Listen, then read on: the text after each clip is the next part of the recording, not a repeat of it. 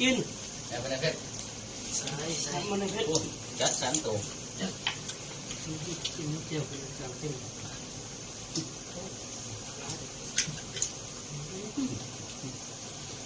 มดกินหางเสือเดี๋ยวคุณก้อนได้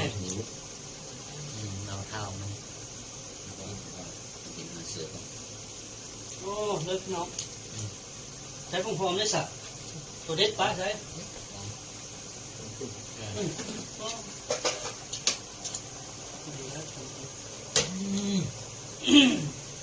เอามาหน่อยเริ่มเข้าตัวมันจะกินหอดไข่ตีเลยกินเส้นกินหอดจนบัวขาวผู้ชายโบกันแล้ว